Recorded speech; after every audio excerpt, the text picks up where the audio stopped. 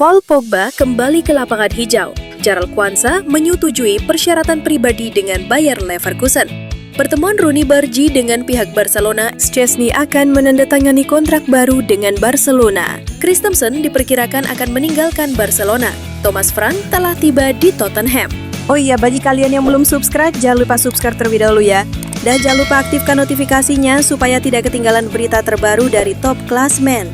Jika sudah, kita lanjut ke beritanya.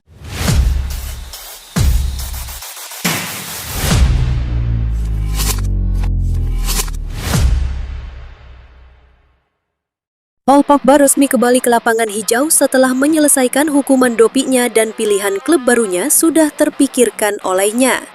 Menurut laporan Fabrizio Romano, Pogba telah menandatangani kontrak 2 tahun dengan AS Monaco. Pogba yang berstatus free transfer menandatangani kontrak dengan AS Monaco yang berlaku hingga Juni 2027. Pogba menolak tawaran besar dari klub-klub dari Arab Saudi dan memilih Monaco agar bisa bermain di Liga Champions musim depan dan meningkatkan peluangnya agar bisa kembali ke timnas Prancis. Pogba dijatuhi larangan bermain 4 tahun pada Februari 2024 karena positif memakai doping. Tapi kemudian hukuman Pogba dikurangi menjadi 18 bulan oleh CAS dan berakhir pada Maret 2025, sehingga ia bisa bermain kembali ke lapangan hijau. Pilihannya di Monaco mencerminkan tekadnya untuk bermain di kompetisi tingkat atas setelah lama tidak bermain di lapangan hijau profesional. Pogba bukan sekadar mengejar gaji besar, tetapi ia berfokus untuk mengembalikan performanya untuk bersaing kembali di turnamen internasional. Dengan kembali ke lapangan untuk AS Monaco, Pogba memulai babak baru dalam karirnya yang diwarnai naik turun. Para fans tentu menanti bagaimana ia kembali menampilkan magisnya di tengah elit sepak bola Eropa.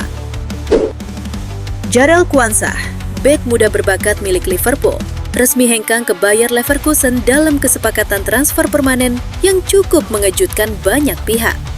Pemain berusia 22 tahun ini dilepas dengan nilai awal sebesar 30 juta euro yang bisa meningkat hingga 40 juta euro melalui berbagai bonus tambahan. Transfer ini sekaligus menjadi bagian dari proyek besar Bayer Leverkusen untuk memperkuat lini belakang mereka setelah ditinggal Jonathan Tah yang hijrah ke Bayern Munchen. Musim lalu, Kwanza tampil mengesankan dalam 17 laga Premier League. Meski belum menjadi starter utama, penampilannya dinilai dewasa untuk usianya. Posturnya yang tangguh, tenang saat menguasai bola, dan disiplin dalam bertahan membuatnya dinilai sebagai salah satu talenta muda paling menjanjikan dari Akademi Liverpool. Namun dengan masuknya manajer baru Arne Slot, persaingan di jantung pertahanan semakin ketat. Demi menit bermain reguler dan kesempatan berkembang lebih besar, Kwanza pun memilih menerima tawaran dari Bayer Leverkusen. Leverkusen sendiri membutuhkan pengganti yang siap mengisi posisi inti, dan Kwanza dianggap sebagai sosok yang tepat. Tak hanya muda dan berbakat, ia juga sudah punya pengalaman bermain di level tertinggi sepak bola Inggris. Menariknya, dalam kesepakatan ini, Liverpool menyertakan klausul pembelian kembali atau disebut buyback clause. Artinya, jika Kwanza bersinar di Bayer Leverkusen, Liverpool punya opsi untuk membawanya pulang ke Anfield di masa depan. Langkah ini menunjukkan bahwa meskipun mereka melepasnya, The Reds masih percaya pada potensi besar Gerald Kwanza. Kini Gerald Kwanza bersiap memulai petualangan baru di Bundesliga, mengenakan seragam merah hitam Bayer Leverkusen dan bersaing di kompetisi Eropa. Apakah ini awal dari era baru sang bek muda? Atau justru jalan pulang ke Anfield yang lebih besar di masa mendatang? Agen Bargi dilaporkan telah melakukan lunch meeting dengan pihak Barca di kota Barcelona pada pekan lalu. Barcelona menghadapi 2 opsi, yaitu tunggu hingga Desember mendatang saat kontrak Bargi bersama Copenhagen berakhir, atau membayar kompensasi antara 2 hingga 3 juta euro atau sekitar 36-54 miliar untuk memboyongnya di musim panas ini. Jika terjadi kesepakatan, Barcelona kemungkinan akan memasukkan Bargi ke dalam reserva tim B atau filial sambil dia mulai beradaptasi. Sejak akhir 2023, Barcelona dan klub-klub besar Eropa telah mengamati perkembangan Bargi, dengan Barcelona di antara tim yang paling serius memantau perkembangannya.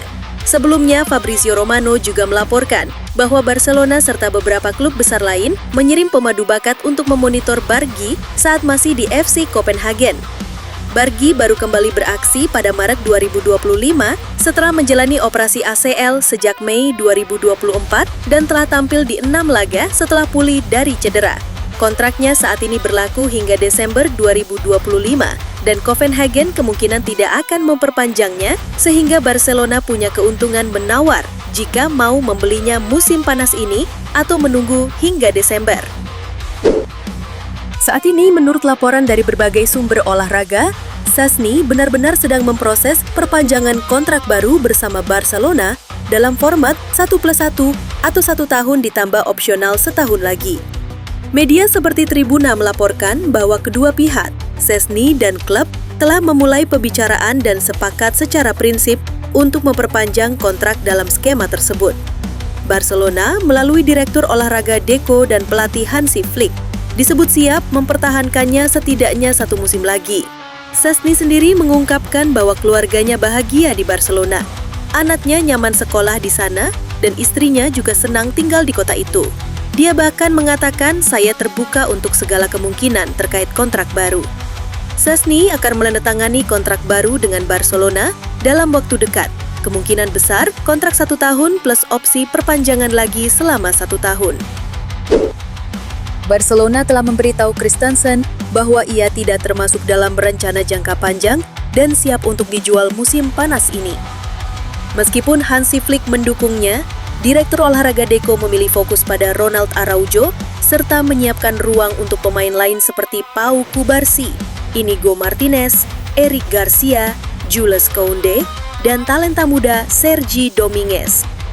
Christensen sering mengalami cedera tendon Achilles dan otot soleus, membuat ia absen lebih dari setengah musim dan hanya tampil sekali musim ini melawan Valencia.